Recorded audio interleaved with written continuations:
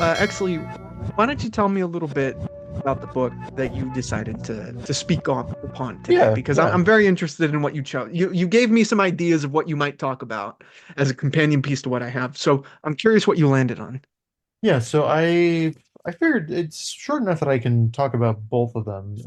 Because you had initially talked about doing Joker. So I Yes, by figured, Brian Azzarello.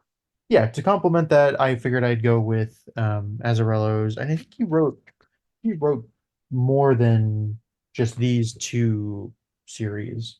What are Um, they? Because I can't so, really see them. oh, can you Yeah. better? So yeah, tell me a little bit about these books. Yeah, so I started to do Before Watchmen, Comedian, and Rorschach. So Before Watchmen was released in, I believe it was 2012. This was not too long after DC rebooted with the New 52. And they were basically just trying to uh I think this was as a prelude to basically trying to monetize um Yeah. to trying to further monetize Watchmen. Obviously they ended up bringing I think they had actually established like, okay, like this is the world within the New 52's multiverse, this is the one in which Watchmen exists. And obviously they brought Watchmen into they brought Watchmen kind of center stage with the button and Doomsday Clock. And this is kind of like a prelude to that, that further the further utilization of the Watchmen characters and IP. But it was before Watchmen was commissioned in 2012. It was like a prequel series to the original Watchmen comic book, and you had series for, what was it, Ozymandias, Night Owl, Silk Spectre, Dr. Manhattan, Comedian, Rorschach. Then they also did a series for the Minutemen, and then a couple other like single issue like one shots. Um, but the stories were just intended to basically further flesh out the characters from the original series. A lot of people complained when the series were initially released, and they didn't. The different sub-series, they weren't super well received. They got kind of most of them got mixed to positive reviews. I actually quite like these two. I've only read, I think, I've read this, I've read Dr. Manhattan, and I've read Night Owl. I haven't read any of the other ones. I'm in the middle of reading Minutemen. Um, but yeah, these two stories are basically the Rorschach one in particular is it's very self-contained. It's basically just Rorschach in like the 70s, I believe. Um, So it is before Walter Kovacs. That it is Yeah, Walter. yeah, this is not Reggie. Just on a case. It's very simple. He's basically trying to go after um a drug trafficking ring, and at the same time, there's a serial killer menacing New York called the Bard. Um, so called because his thing is that he after he murder he's primarily he's murders women, but his calling card is that he will use a knife to like write a message in their skin after he's left them for the police to find. And it's a really it's a really great examination of like Rorschach's mentality and his worldview and his the way in which he just the way he views criminals and the way he views ordinary people. There's a line in particular at the end where uh where he makes it very clear that he really doesn't like he's not really in this. He's not, he doesn't dress up as a superhero really because he cares about victims. Um Right. he really does it because it's a compulsion. He was really doing it for himself. Um it's He's and a it's psychopath. he, Say again? He's a psychopath. He has a lust for it.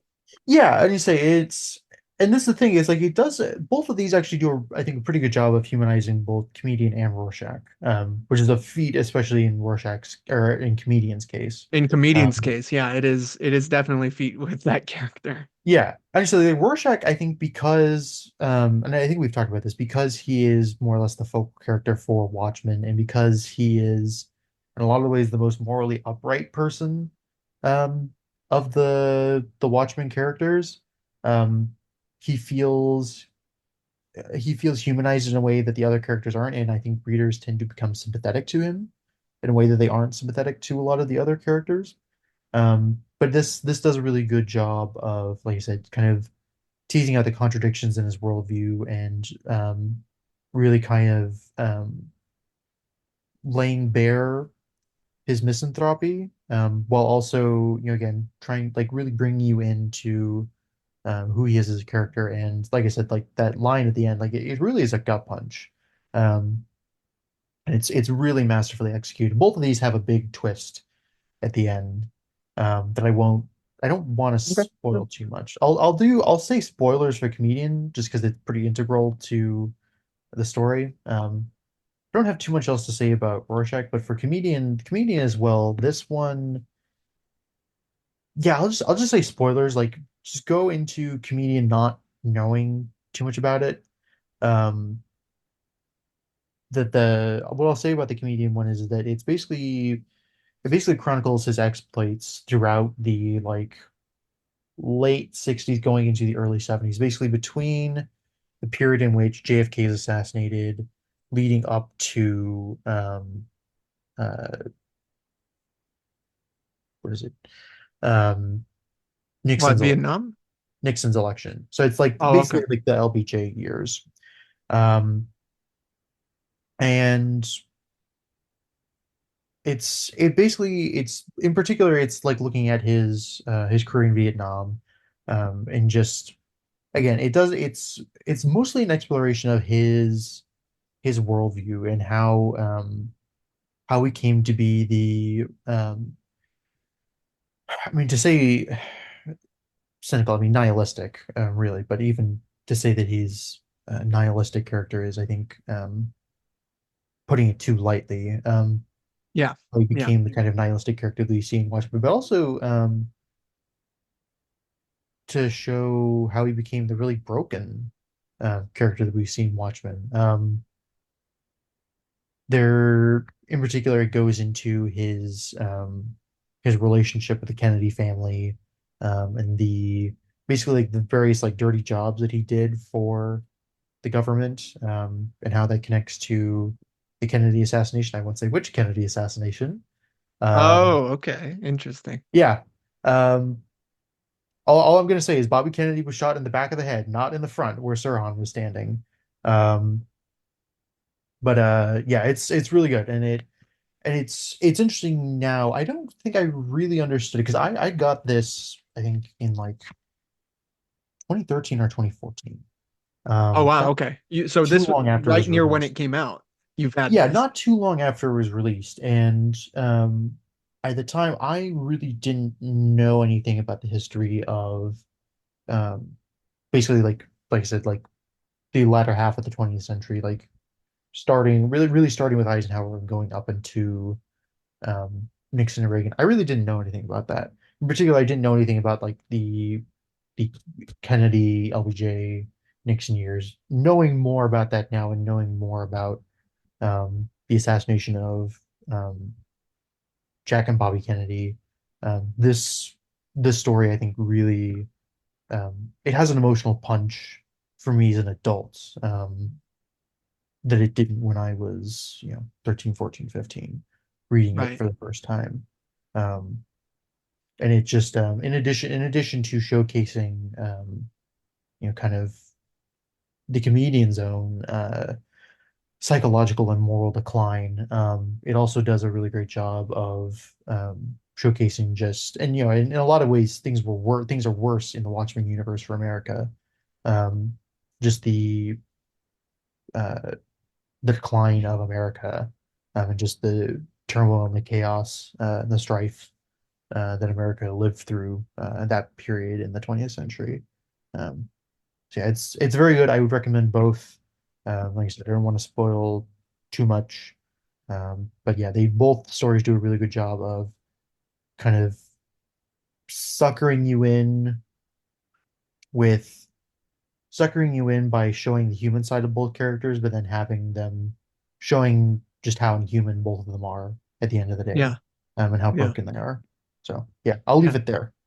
Okay, well, one thing I always kind of consider when it comes to spin-offs or pseudo sequels to Watchmen, because of the whole history with Alan Moore and why he doesn't associate with the book and everything anymore. Though He's very one of salty. the He's things so fucking salty. he's a little too sensitive for my taste, but I understand what Yeah, where he's coming from, but he's it's also like a bit much sometimes. yeah. Um, I don't watch films. I only pray to Vishnu. Uh, you know, my main question, because I love Watchmen, I love the original book, and I like quite a bit of what other writers have made, but the main thing I kind of ask regarding anything related to Watchmen that isn't made from Alan Moore is, does this kind of justify itself versus is this just Like a cynical cash something grab. that DC wants to, yeah, is this something that DC wants to cash in on? Because in recent years, DC has really, made it their mission to squeeze as much as they can out of Watchmen, Yeah. whether it be films, shows, Before Watchmen, Doomsday Clock, Tom King's Rorschach, So do you think that what you've read with Comedian and Rorschach, do you think they justify their existence? I mean, I would say so. I mean, here's what I will say. I think the entire idea of a before Watchmen of that series, that entire idea was absolutely a cynical cash grab. Right. Um, I don't think there was really any other reason to do that except to try and make more money. And this is the thing, it's not like Watchmen doesn't already sell well. Like been in pretty much continuous, it's been continuously in print since the time that Since 85, the yeah. series wrapped up and it was collected. Um, Yeah. so in hard and paperback. It's been in print basically ever since then. It still sells Yeah. They copies. they just Um, released the DC Compact yeah, books they're doing of Watchmen yeah. for 10 Which, bucks. I love the idea of those compacts. That's very clearly, I think that's pretty clearly like DC taking notes from Japan because the Yes. compact format is very similar to something like it's very similar to the format that you would get a like manga comic in. It's still a little bigger than like a manga Yeah, a yeah. manga volume would be. Manga volumes are a little bit smaller, but it's very clearly what they're aping. Um, And it works, dude. I picked yeah, up an All-Star Superman of one of them, and it's great. It has it's a nice feel to it. The art's still beautiful. It's nice. it's very 10 ergonomic. bucks? I mean, Yeah, come on. yeah, no, I think that's a totally like that was a very smart move by DC in terms of trying to get more people into comic books. And I will definitely say someone who is like lugged around, multiple volumes of comic books in Yeah, my like right? backpack. It's not it's like you worry a lot about like damaging them and it's a little Exactly. hard to fit as many as you want in like a limited space. So yeah, it's definitely I'm glad that they came out with that format. But yeah, so this is definitely a cynical cash grab. It is definitely a It's cynical cash grab. Why is my it's blurring it out? I don't know. I hate my camera. It's definitely the a cynical truth. cash grab. It's the truth being censored, my friend. Well, I mean, it was censoring in particular the comedian one, which, like I said, this has to deal with both Kennedy assassinations. So no wonder they're Yes. censoring that. Um, But so yeah, it is the idea of the series is definitely cynical cash grab. I think these two stories in particular do a good job of justifying them, even though so Rorschach I think was Rorschach and Manhattan's stories I think were the series that were the best well received. Comedians in particular I think was very mixed. I think that's partially because of the way in which people felt that it retconned certain elements of Watchmen, Mm. which I understand why. I think it it gets away with it on a technicality. Oh, It okay. doesn't he like again, I don't want to get into it too much. Yeah, yeah. But like he when comedian says, "Don't ask me where I was when Kennedy was killed," he doesn't specify which Kennedy. He doesn't specify which Right. Kennedy. Um, I don't think, if I'm remembering correctly, I don't think he says, uh, "Don't ask me where I was when JFK was killed." I think he just says Kennedy. Um, but yeah, I think they both stand well on their own. I think they justify their existence. I don't know so much about the because I haven't read all of them. I'm not sure about like Silk Spectre or Osmandius or the Minutemen is okay from what I've read. But like I said, I haven't gotten very far into it, so Right. Isn't my that opinion on Darwin that could Cook? change. But Didn't we'll Darwin Cook do the art for Minutemen, or is that just a cover? no, I believe he did do the art. Let Oh me wow. check real quick. It's very nice. Like all of the That's a very fitting choice. yeah, so Darwin, yeah, especially given his work on like New Frontier. So I do believe, one second.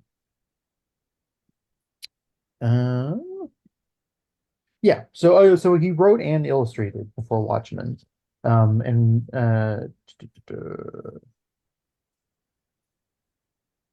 yeah, and Azzarello wrote both of these, and I think I finally know how to pronounce his name, Libermejo, because Liber I think his Mejo. family is either Mexican or like Central American in origin. So I think that's how you pronounce his name. Bermejo, Bermejo. I think that's how you I pronounce believe his so, name. yeah. I've struggled to figure out how to pronounce it for the longest time, but I think I finally figured out how. He illustrates Rorschach, which I really love. We've talked about this before. I really love Yeah. his art style. That's got to be a horrifying experience then, because if his work on like Joker, Brian Azzarello's Joker is any indicator, the artwork for Rorschach by Bermejo, written by Azzarello, has to be just disturbingly hyper realistic. Oh yeah, yeah, it's right. And I was wrong. He does say, "Nah, I'm clean, guys. Just don't ask where I was when I heard about JFK." But even then, the way where that was, it fits into the way this is told. Mhm. Wow. Yeah, Yeah, well, that's kind of the interesting aspect of like when you brought up how more so comedian story had a mixed response. Um, do you think that was I think because people of were really scared of empathizing with comedian or I see, I sympathizing with see, him. I see. Okay, yeah, because you run that risk obviously with any sort of material that deals with a morally reprehensible person, like for example with the Penguin Show. But my what I was gonna say is how much of that do you think is like the mixed response is referring to the quality versus just the whole concept of making Watchmen material without Alan Moore's blessing or even input? That's a good question. I do think that is something to take into consideration when assessing the initial reception of the series as a whole. And I do remember there being not just from like critics, but from fans in general, there being um outrage is maybe too strong a word, but people were definitely upset by it. I think Um, outrage is actually an appropriate word, to be honest. yeah. You're probably right. But yeah, I do think a lot of it had to do with um well, I don't know. I don't want to psychoanalyze too much, but yeah, I think good a good chunk of why the series as a whole wasn't super well received was because of um just people being opposed kind of on principle to the idea of um monetizing Watchmen in this way. Yeah, I think taking a step back from it, I think, and like it's not like this is the thing too, is like it's not like either of these or the other Before Watchmen stories. It's not like they're groundbreaking, but they're solid little stories. Right. Yeah, they're not going to revolutionize. I mean, it's Watchmen. It's hard to live up to Watchmen. It's like one of the seminal superhero stories. Um, one Yeah. sec. Can you You good? Yeah, I just want to make sure there's noise outside. You're not picking that up. Oh no, there's noise outside for me also. There's a dog bark. It's actually a German Shepherd, so it's funny you're talking about Rorschach when there's a German Shepherd Oh yeah. barking outside. Oh no! Stop! Stop! Oh God, Oh God. You brought it up. Actually, why? You brought it up. Why? No! I do actually need to plug in for a moment, so maybe now is a good is a good stopping point, and we can talk about yours.